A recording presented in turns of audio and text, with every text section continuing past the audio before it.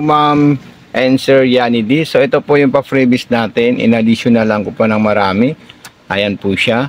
Yung unit, yung foot control at saka yung transformer. So ngayon gagawa po natin ito ng full video kung paano po natin siya gagamitin. Maraming salamat. God bless and more power po.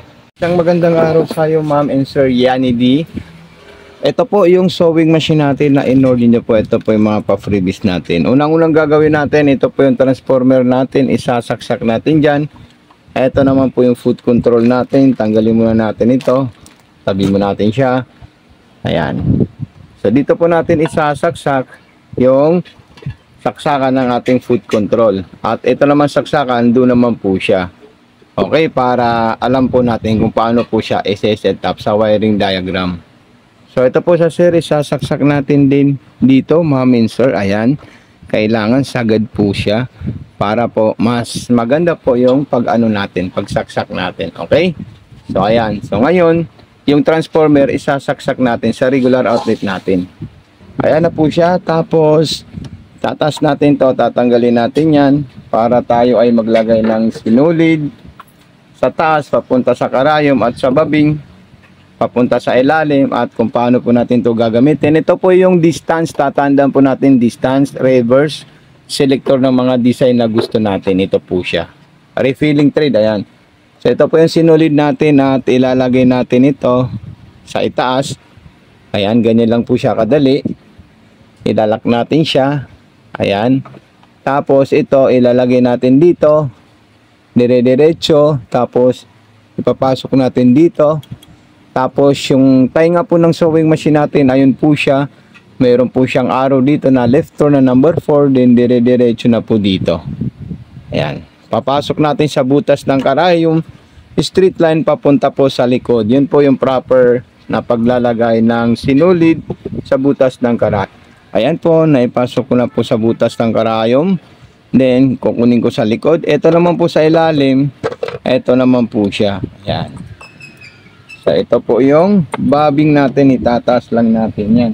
At saka yung winder natin. Ayan. Yung tama naman pong position ng bobbing natin. Ganito po siya. Titingnan natin siya, ha. Ayan. Ito po. Ayan. Tapos, ilalagay natin dito. Tapos may makikita natin doon na hiwa na maliit. Sabit natin at ilalabas natin dito. Ayan. So, ganyan po siya. Tapos, ipapasok natin dito. Then tutunog po yan. Ayan. Tapos ikutin natin yung bilog para makain niya po yung sinulid sa ilalim. Ayan. So nagsama po silang dalawa. So mahaba dapat ang ilalabas natin sa likod. So ayan po siya. Ayan. Then lalagyan natin ng tela. Ayan. Unang step natin, straight line, distance number 4. So ayan. So pwede natin ito baguhin.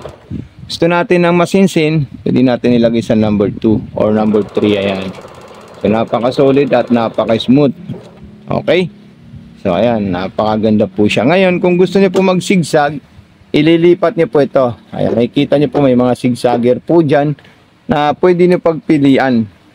Yung zigzag, 4, 5, and 6. So, madalas na universal na zigzag natin is number 5. Okay? So, ayan. Number 5 na zigzag. Ayan po siya. Then kung gusto niyo pong mas masinsin, pwede niyo po ito idikit-dikit ito. Ayan. So tama-tama lang po yung distance niya. Pwede niyo rin po siya bilisan tungkol sa pag-apak or madiin or hindi madiin. Yung mga iba't ibang klaseng design po niya, depende na po sa inyo kung alin po yung gusto nyong i-design. Basta itong number 7 at saka number 7 at saka number 8, pang number 9, pang-garterize po yan. Pang-aging yung number 8. Ayan. Napaka-solid po to, Ma'am and Sir Yani D. Garantisado po ito. Pwedeng-pwede nyo po ito yarangkada, ipanahi sa mga iba't ibang klaseng tela. So, ayan po siya. Pang-aging, number 8. Ilagay natin to sa number 3. Ayan.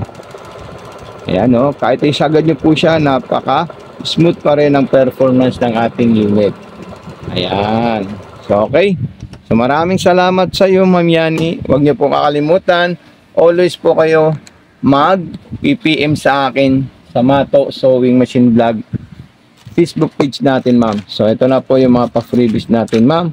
At ilalagay natin yung mga karton ng foot pedal natin at saka yung transformer natin, ma'am, para wala pong maiwan. So, ayan po siya, ma'am. Kompleto na po yan. Thank you so much. God bless and more power po. Mabuhay po kayo, ma'am and Sir Yani.